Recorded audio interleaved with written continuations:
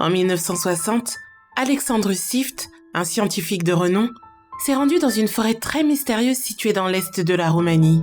Cette forêt avait la réputation d'être un endroit très propice aux activités paranormales. Et c'était d'ailleurs la raison principale de son voyage. Il avait pris de nombreuses notes sur les expériences qu'il avait vécues dans ce lieu. Mais la plupart d'entre elles ont été retrouvées brûlées à sa mort en 1993. Les notes qui ont échappé aux flammes décrivaient de manière très détaillée les différents tests qu'il avait menés dans cette forêt. Les écrits du scientifique sont passés inaperçus durant de longues années. Le gouvernement roumain a développé un intérêt tout particulier pour les quelques notes qui avaient survécu. Et ils ont pris la décision d'essayer de reproduire ces expériences. 3 personnes se sont portées volontaires. Bien sûr, le gouvernement n'a pas jugé utile de leur révéler la véritable raison de leur mission. Ils ont préféré leur faire croire que c'était un simple test. Créé pour documenter comment une personne se débrouille pour naviguer sur un territoire étranger, en utilisant seulement une boussole et une source de lumière. Ils savaient très bien qu'aucune personne saine d'esprit ne se serait portée volontaire, particulièrement en ayant conscience de ce qui se passait là-bas. Pour être sûr que les sujets iraient jusqu'au bout de leur mission, ils leur avaient également promis une récompense de taille. Le premier sujet test avait été emmené par hélicoptère dans la zone ouest de la forêt à minuit pile.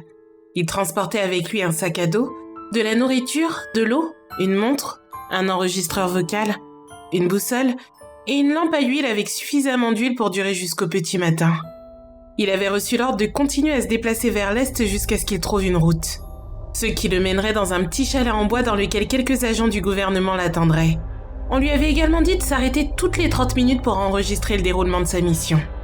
Il était arrivé au chalet à 2h du matin. Il avait remis son enregistrement aux agents et il avait été conduit dans la ville voisine où il avait reçu sa récompense. Voici son enregistrement. Minuit 30. Je me suis arrêté à un ruisseau à proximité pour me reposer et manger. Être dans une forêt la nuit avec uniquement une lampe à huile pour seule source de lumière me fait vraiment peur. Je suis complètement déboussolé. Si j'avais pas eu ma montre, j'aurais juré avoir passé plusieurs heures ici. J'ai l'impression de voir plus d'ombres et de silhouettes qu'il y en a vraiment. 1h du matin. Je me suis arrêté à une petite clairière pour changer l'huile de la lampe. Je suis pas tranquille. J'ai vraiment l'impression que quelque chose me suit. Mais quand je me retourne, y a rien. Même si j'aurais pu jurer avoir vu la silhouette d'une sorte de tête parmi les arbres tout à l'heure. J'imagine que tout ça est dû à la peur. 1h30 du matin. Je suis vraiment paniqué.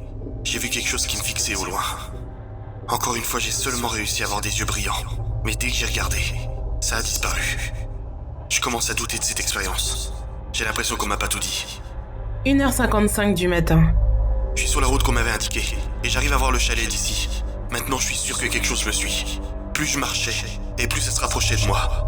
Heureusement, je l'ai pas encore réellement vu. Et j'espère vraiment arriver au chalet avant que ce soit le cas. Le premier sujet est resté en état d'alerte pendant quelques jours après sa mésaventure. Mais heureusement, cela n'a pas duré. Le deuxième sujet de test a été déployé au même endroit que le précédent la nuit suivante. Elle avait exactement le même équipement. Sauf qu'à la place d'une lampe à huile, on lui avait donné une caméra thermique. Elle était arrivée au chalet à 5h du matin.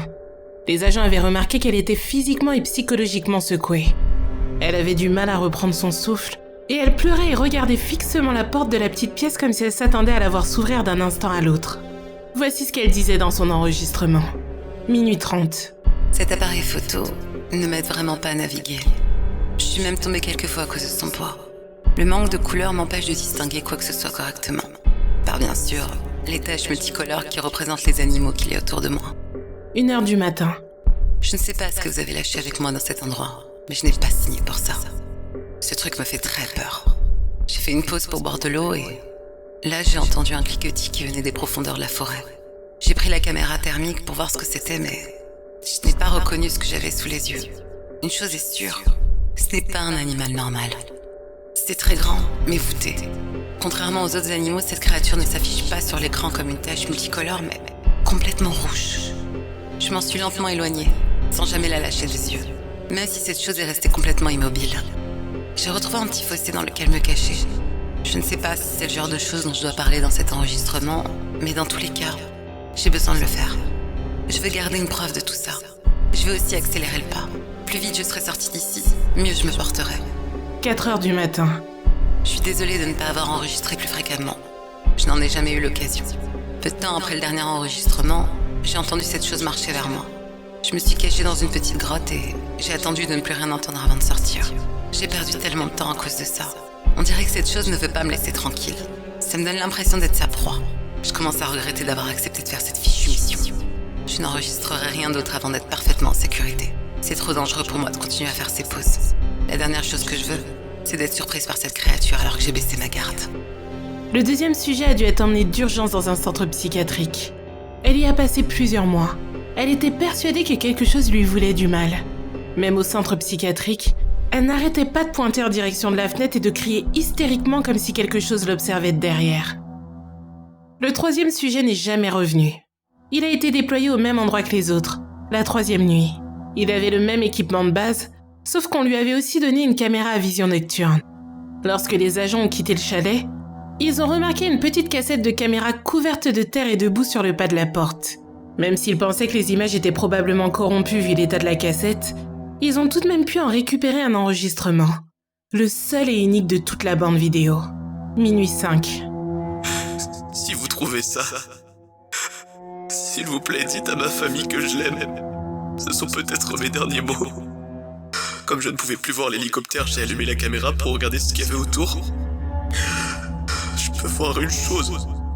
Cette chose est à environ 20 mètres de moi. Elle ne bouge pas du tout pour le moment. Elle ne cligne même pas des yeux. À vrai dire, je ne sais même pas si elle a des paupières, vu comme ses yeux ont l'air de vouloir sortir de leurs orbites. La créature est plus grande que n'importe quel humain ou ours que je n'ai jamais rencontré. Elle est voûtée comme un gorille et elle supporte son poids sur les extrémités de ses membres. Je ne peux même pas appeler ces horreurs des mains ou même des pattes. Ses lèvres sont si fines que ses horribles dents pointues sont tout le temps visibles. Cette chose est si sombre que j'ai l'impression qu'elle ne fait qu'un avec l'obscurité. Oh mon Dieu, oh mon Dieu.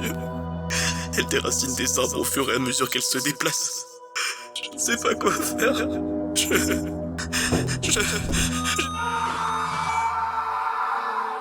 Après le débriefing et la conclusion de l'expérience, le gouvernement roumain a décidé de placer une clôture électrifiée et des tours de garde tout autour de la forêt.